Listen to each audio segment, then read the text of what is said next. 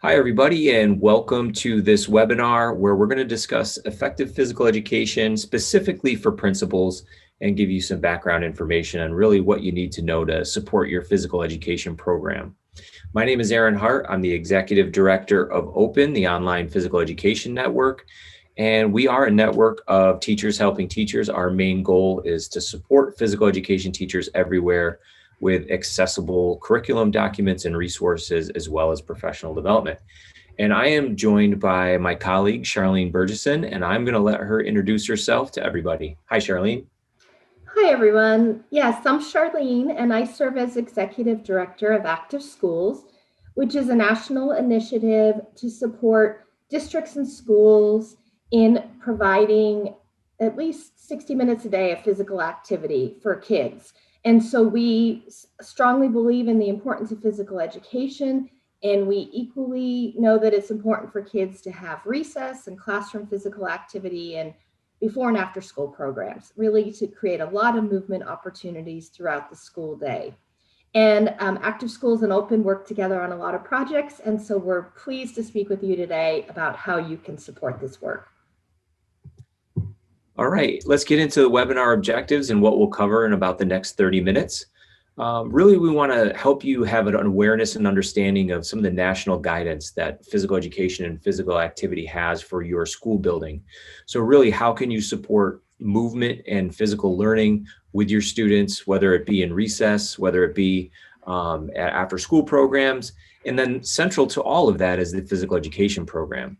So it's important that you understand the relationship and the difference between physical education and physical activity. As well as what the components of an active school actually are. So I named some of those components earlier, and we'll talk about that a little bit later. We're also going to make sure you're aware of all of Open's instructional resources and the professional learning opportunities that we do provide. And we want to let you know how you can support and really hold your physical education teachers accountable for creating effective physical education. Our hope is that's already happening, and you can actually do a lot to support and help professional growth for your physical educator. And then finally, we're going to talk a little bit about a partnership that Active Schools and Open has and has had during the COVID lockdown and really the full 12 months of the pandemic, and how we've supported physical educators in 3 key districts supported by the Campbell Soup Foundation. So that's the overall rundown of what we're going to accomplish today. The first thing that we want to jump into, though, is to let you know that there are national organizations that are here to help support you.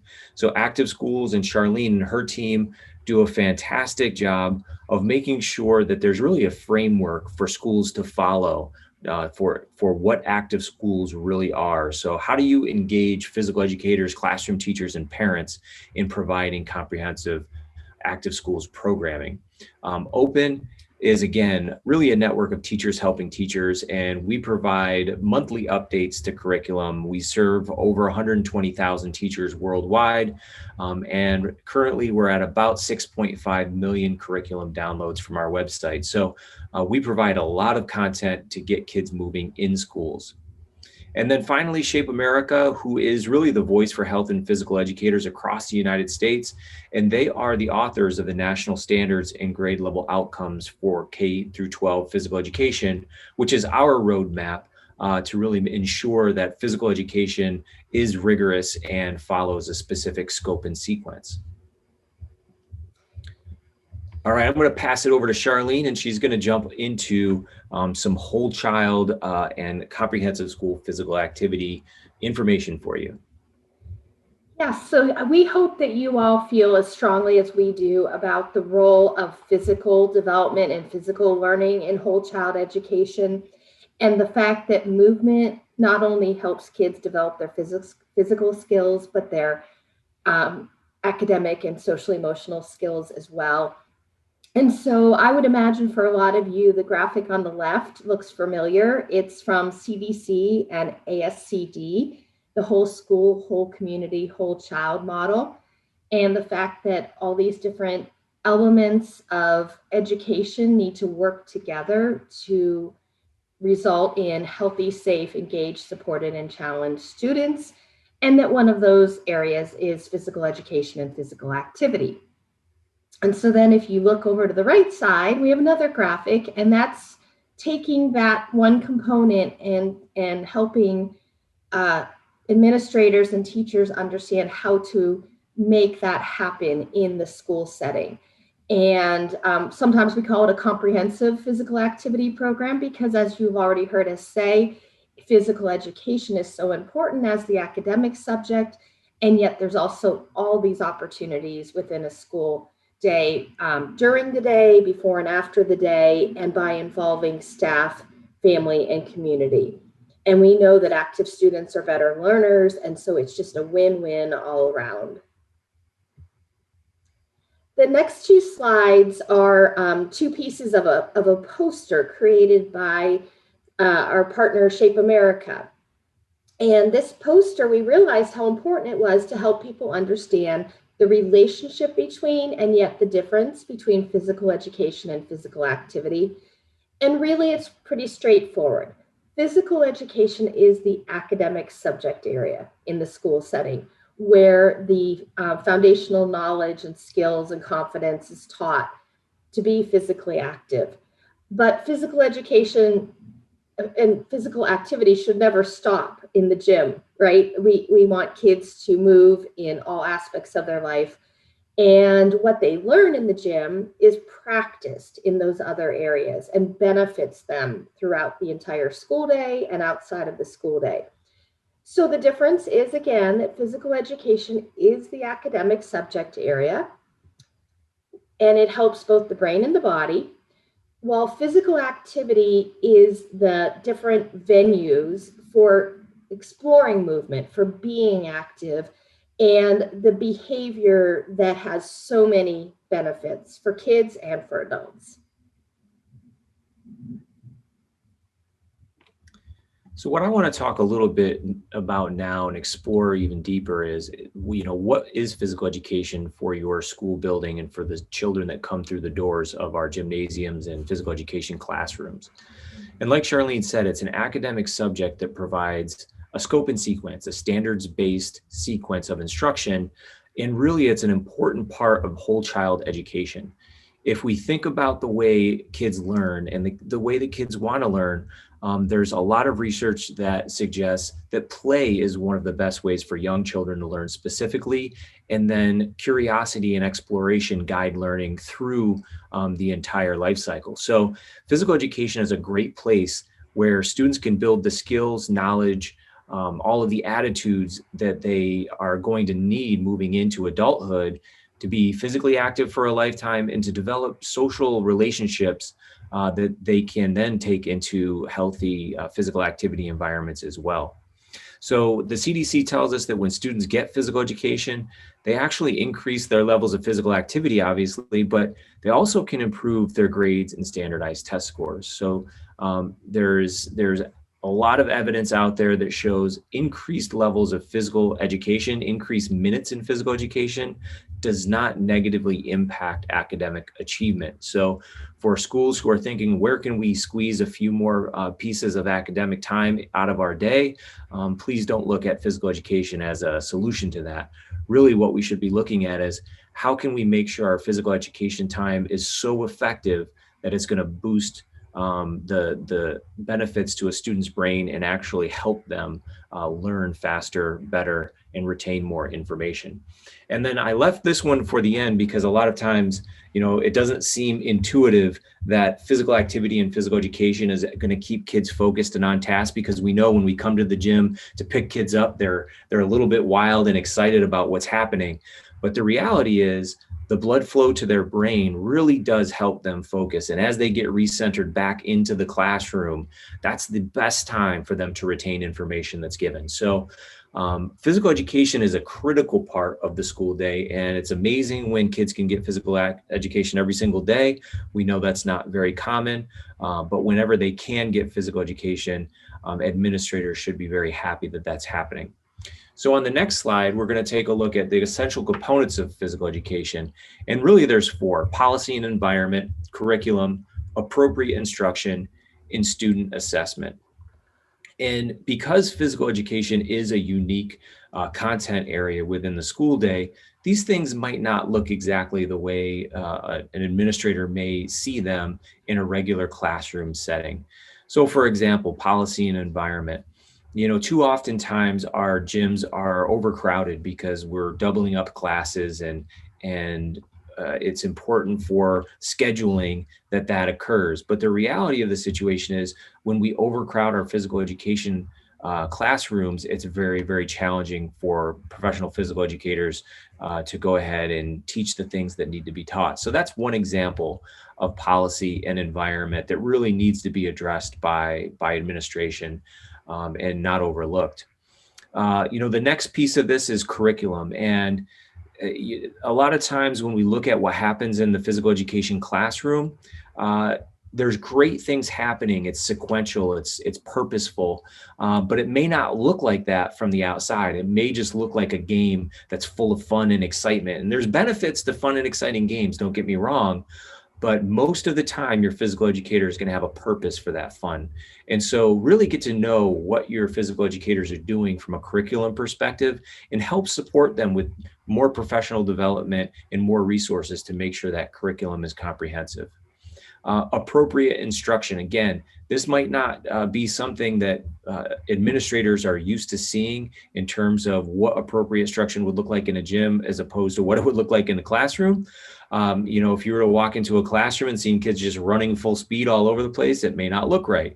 But in a physical education classroom, it would be pretty normal. So really what you want to do is take a look and find out, are our physical educators making sure that their kids are active half of the time. 50% are engaged in moderate to vigorous physical activity. And that gives 50% for instruction, for the important information that we're relaying to our students in terms of health-related fitness, in terms of movement and motor skills, and all of the important concepts that we're teaching as well. So you want to take a look at what appropriate instruction is. And then finally, student assessment. And again, a lot of times it's a challenge to collect artifacts of learning that you would normally see on a bulletin board for a language arts class within a physical education setting. But there's certainly assessment going on all the time. A lot of time, physical educators are looking at performance and helping students understand how they can improve their performance through purposeful practice. But there's also room for things like journaling and logs where we can actually get some artifacts of learning and make sure that teachers are holding students accountable for the learning that they're going to do. So as we look at physical education as a whole, those are the 4 components. Each one of those components, we could do a webinar on each one of them. But I just want to make sure that as an administrator, you know that there's resources available through Shape America, through Active Schools, and through Open that can help you understand each one of these components as you look at your physical education programs. And a big piece of this is the roadmap that's been laid out from Shape America and the national standards and grade level outcomes.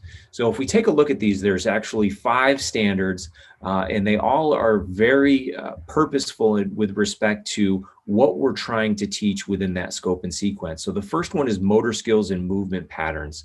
We want to make sure developmentally our students are on track so that they can move in various ways and develop the building blocks of what will become a lifetime of physical activity.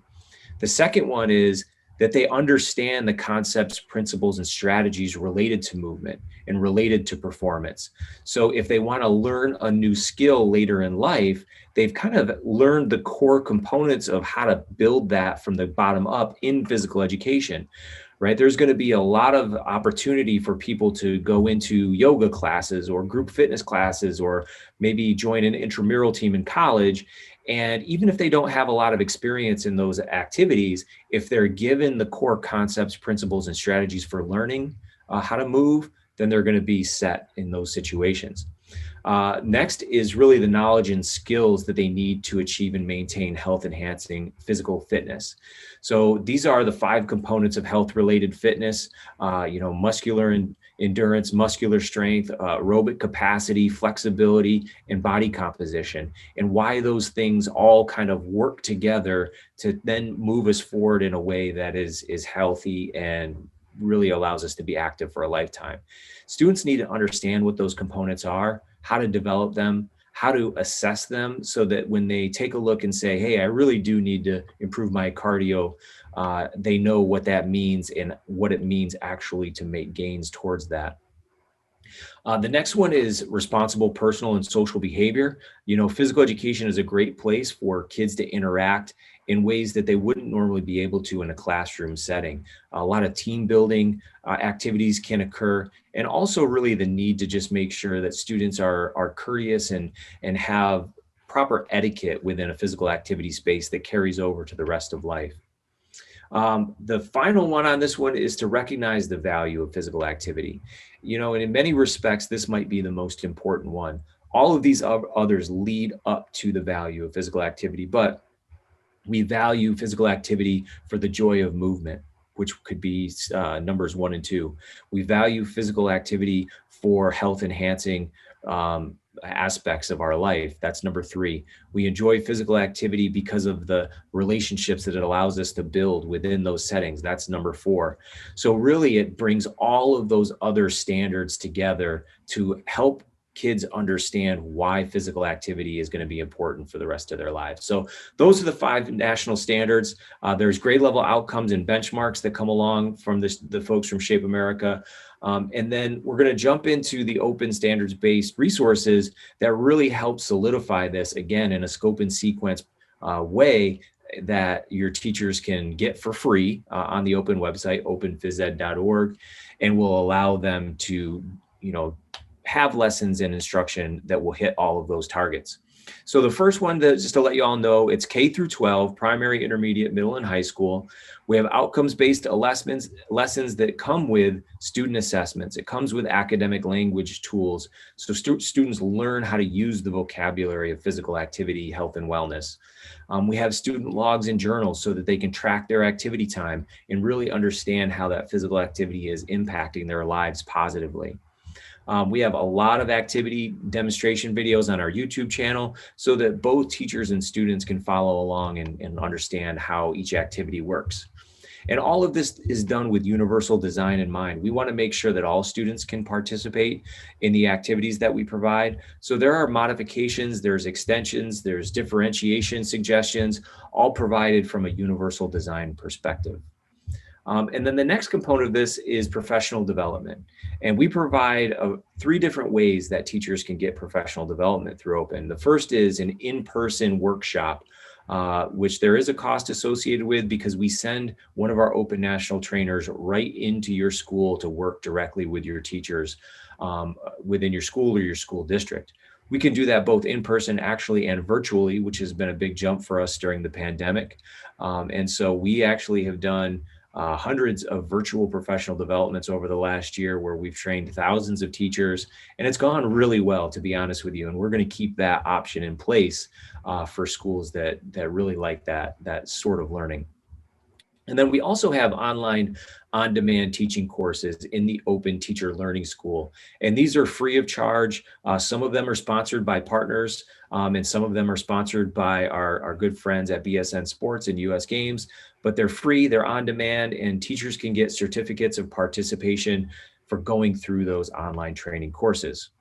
And then finally, as we look at an active school environment, we also have resources that can really promote that as well. So active classroom resources that you can share with your classroom teachers to give kids that brain boosting break in their day that can give them a bout of physical activity. We have active home resources where you can send home calendars and activities that parents and families can do with kids. And then finally, after school programs as well. We have a lot of activities that can be done by active school or after school providers. And all of these resources are absolutely free. So as we kind of look at what we did at the beginning of the pandemic and how we addressed the priority of what we're trying to accomplish, we created what was called Open Priority Learning Outcomes for physical education. These don't replace the Shape America standards and outcomes. They don't replace state standards and outcomes, but what they do is prioritize those standards and outcomes in a way where we can make sure that in limited time, we can address what's most important. And in red, you're going to see values physical activity. And I talked about this just a couple of minutes ago. We want to make sure students understand that they need to value physical activity for personal health, personal enjoyment, personal challenge, and social interaction. And then everything else flows up into that priority. So demonstrates your physical knowledge, movement skills and concepts, and demonstrates responsible behavior. All of those things are built into our instruction to give kids a sense of appreciation for physical activity, both inside physical education and outside of physical education. And so these priority outcomes were built for that specific purpose. And I'll add to that for a moment. I think it's also, if you think about the concept of like push and pull and what it takes to get people to exhibit certain behaviors, you could be with some folks, you could be in a situation where you're sort of pushing them to be active, you're encouraging them to be active, and maybe they're somehow reticent. But when an individual truly values physical activity themselves, then it's more of a pull situation. They are choosing to engage in these activities, and hopefully not just during their childhood, but then throughout their lifetime as well. Yeah, it's that intrinsic motivation that's going to get you up when you're 45 years old to go on that run. And so we want to make sure that we plant that seed, for kids at an early age, and they know that physical activity is something to be enjoyed and cherished. So that's a great point. So just like we did for physical education, we created priority learning outcomes for social and emotional learning as well. We knew that last school year was going to be a challenging one for everyone, for students, for teachers, for administrators, for parents. And so in order to ensure that we were building social and emotional learning concepts into the lessons that we taught, the first thing we did is a lot of research to find out if there were learning outcomes around social and emotional learning. And Castle's done a fantastic job of really creating the model and defining those core competencies, but there were not outcomes specific to SEL that we are used to planning from. And so we created 15 learning outcomes. They all represent trauma-informed instruction within the context of the 5 core competencies. So as an example, we looked at self-awareness. And so within self-awareness, we built out outcomes that specifically addressed how do we help kids feel safe, empowered, and then how do we give them time to heal from the trauma they've experienced within the context of self-awareness. So we did this for elementary and secondary.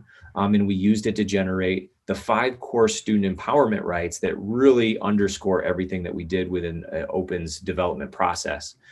So that's what you're seeing on the wheel here. So you're going to recognize inside the colored spaces are the 5 core competencies from CASTLE: self-management, self-awareness, relationship skills, social awareness, and responsible decision-making.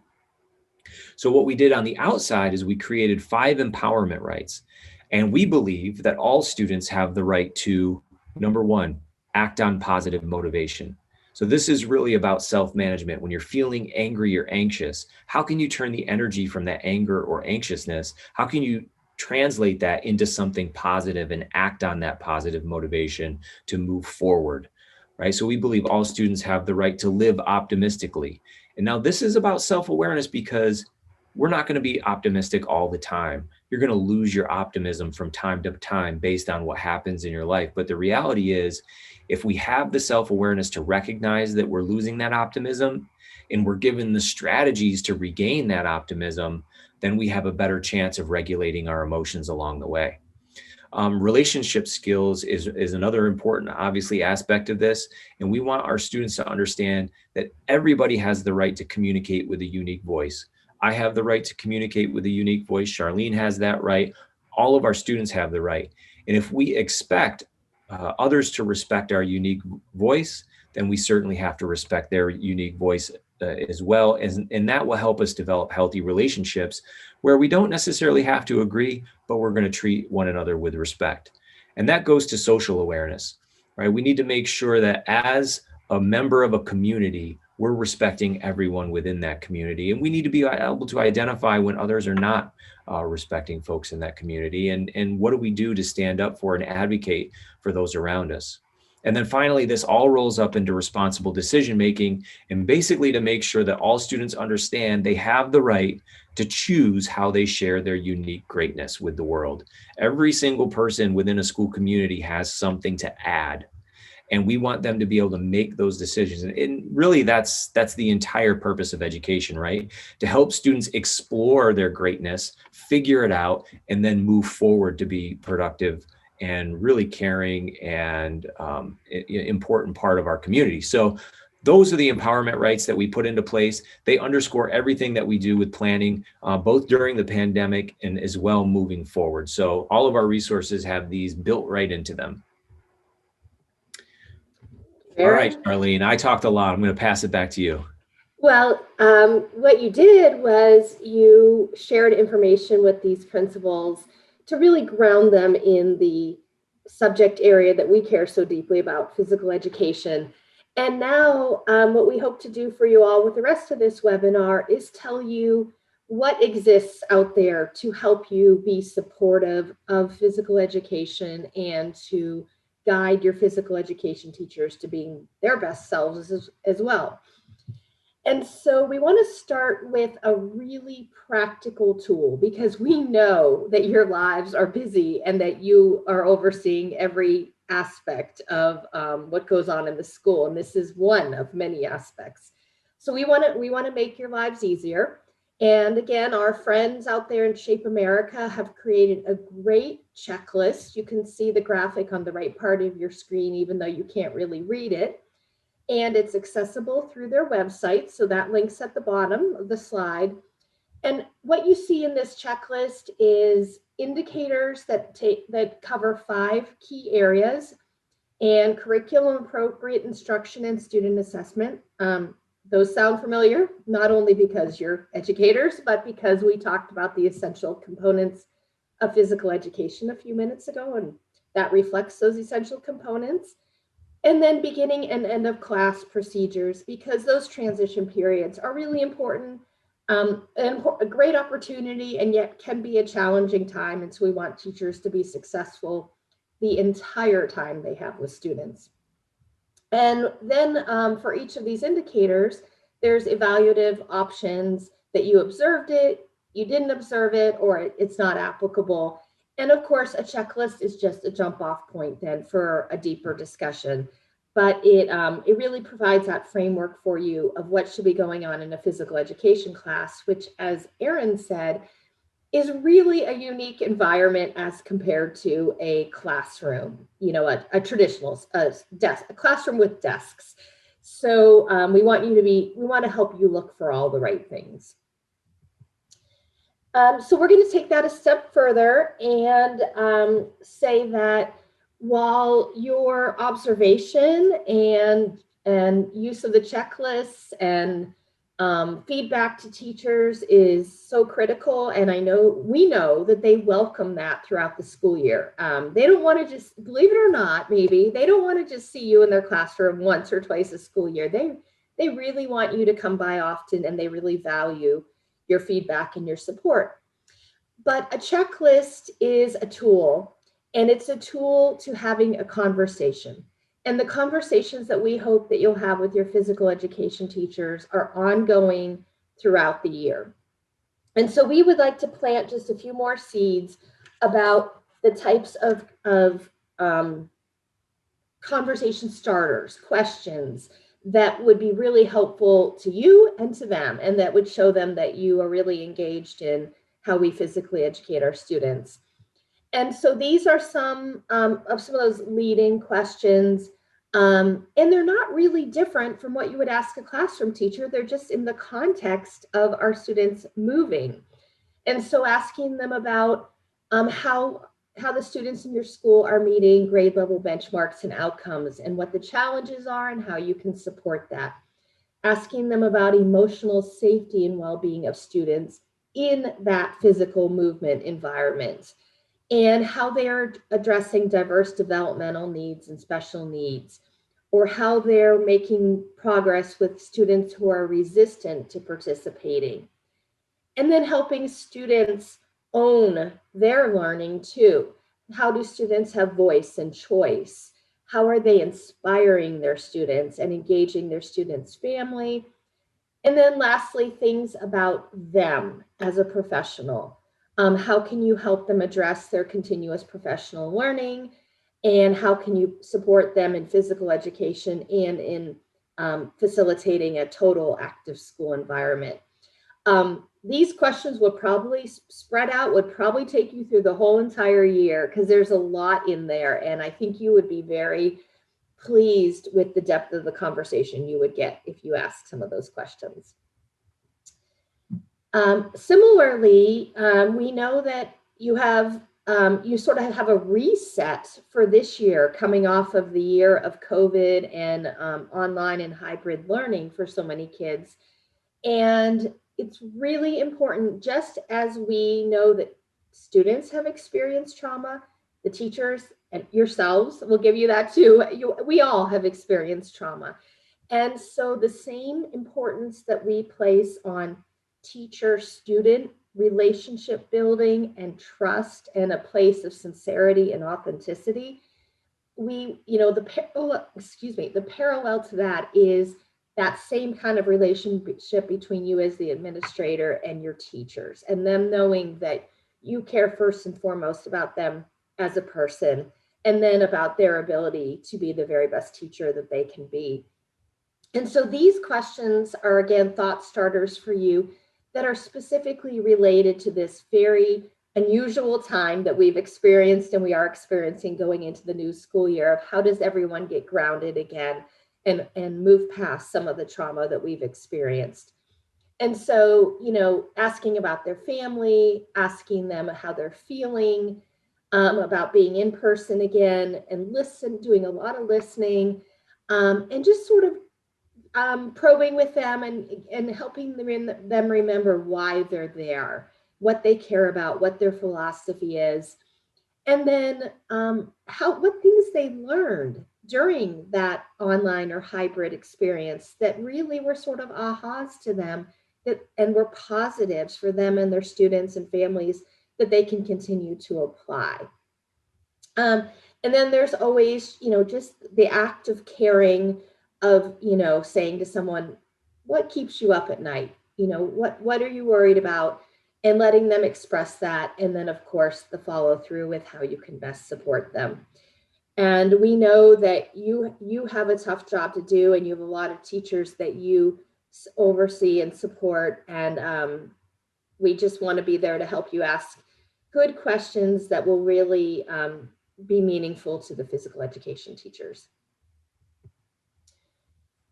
And so then we get sort of into other actions you can take. What is it, like, as I said, you have teachers across all subject areas. What is it that you can do to best support physical education teachers? And we'll kind of treat this as a top 10 list because that makes it fun. There is no magical number here. But it's some things that you can consider, again, as you go back into the new school year.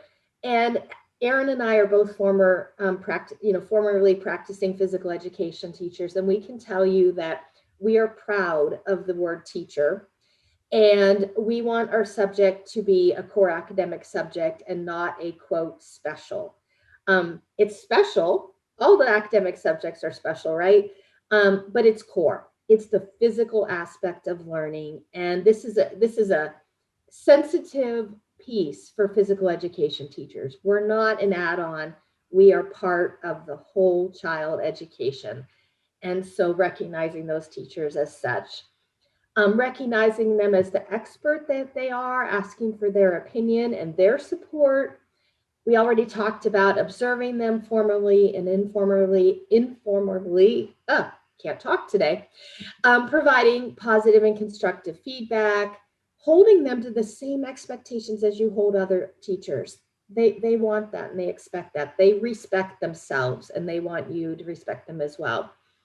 And just supporting them in all that they're doing to grow themselves and to grow their programs and to give students amazing experiences. So please, when you have a chance, refer to these top 10 ways as you work with your teachers throughout the school year. All right, well, and this is a really good opportunity to also show your physical educators some support as they support physical education through your school community and invite parents into their physical education classroom. So for the last couple of years, Active Schools has supported an event called Take Your Parent to PE Week, or Bring PE to Your Family Week last year, because things were a little bit backwards.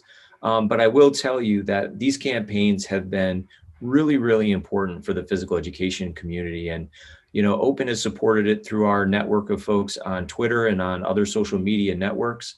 And it's been a joy to be able to see parents celebrating physical education publicly, right, on social media, and with emails that they sent to physical educators after they had a chance to spend some time in a PE lesson with their child. And there's nothing better that we can do to support relationships for our parents directly with their schools. So, physical education and physical activity, we've said it a number of times during this webinar, it's an opportunity to build relationship. A physical activity environment is a very unique one where people can come together, have fun, have camaraderie, and really develop important relationships. And when we bring parents into the physical education classroom to see what their kids are learning, I'll tell you what, they're surprised. They're surprised because it's not necessarily like it used to be in some situations. Now, I have to say, I had a really good physical education experience as a kid, one that I'm very grateful for. And but a lot of parents say, well, I thought it was just going to be standing in lines or whatever the situation was when they were in school. And they are thrilled to know that kids are learning about their physical health and well-being. They're learning about how movement can help, protect them from disease and things like that. So it's really important that you as an administrator support this within your building. And maybe your physical education teacher hasn't learned about it yet. And so if you send them to activeschools.us.org/campaigns, they can take a look and see all of the great things that we've done around this particular event. So we don't have a date set. I will say there's most likely going to be in October, but please keep an eye out and participate as fully as you possibly can in this event. So again, we want to make sure you stay connected. So thank you for watching this webinar first and foremost. So that's a really big step in the direction that we want all administrators to go in. But there are 3 ways that you can reach out to us. So the first one is to become an Active Schools champion, completely free. Go ahead to the Active Schools website, click on Join the Movement, register. You're going to get regular updates from Active Schools that will give you all sorts of great information on how to support physical activity in your active school. The next one is become a member of Open. So although you might not be utilizing a lot of the lesson plans that we're providing for physical educators, it's going to keep you updated on what's best practice and what's new in our field. So by joining Open, you're going to become a part of our monthly newsletter, and you're going to get a chance to see all of the new information that we're providing to physical educators. And then finally, check out Shape America, become a member of Shape America. Obviously, they're doing as much as they possibly can to advocate for physical education, for health and wellness in all areas of the whole child environment. So go to shapeamerica.org and see all the great things that they're doing. And please, please recommend to your physical education teachers in your school that they sign up for these support systems. We hope you do too. But we are here to serve them directly. So please invite them to do the same. Absolutely. Really, really important point, Charlene. So we're getting towards the end, but before we kind of get all the way there, I just want to point out that Thomas Jefferson must have had a really great physical educator, because he definitely valued physical activity for all of the right reasons. And this quote, "Leave all the afternoon for exercise and recreation, which are as necessary as reading. I will rather say more necessary, because health is worth more than learning." And so we wanted to leave you with his words because it rings true. And I know in this busy world, we can't just take the afternoon to work out every single day, but we need to carve a portion of our day out to make sure we are physically active. And we need to take a look at the schedules that we're really imposing upon our students. Are we helping them carve out daily physical activity time? Because the routines that they build from age 5 through age 18 are going to be stamped in the person they become as an adult. So as we help them build that routine through the scheduling we have in our school buildings, that routine carries over for a lifetime. So thank you for spending time. And I'm going to pass it back to Charlene so that she can talk a little bit about the project that made this webinar and a lot of other things possible. Thank you. Yes, last but not least slide. So if you're a principal in Polk County, Florida, or Portland Public Schools in Oregon, or Minneapolis Public Schools in Minnesota, your district is a partner with both Active Schools and Open. This has been this past year and will be into the next school year, where the Campbell Soup Foundation provided us with funding to work in your 3 communities because they have a strong presence there. And they wanted to help overcome challenges associated with COVID.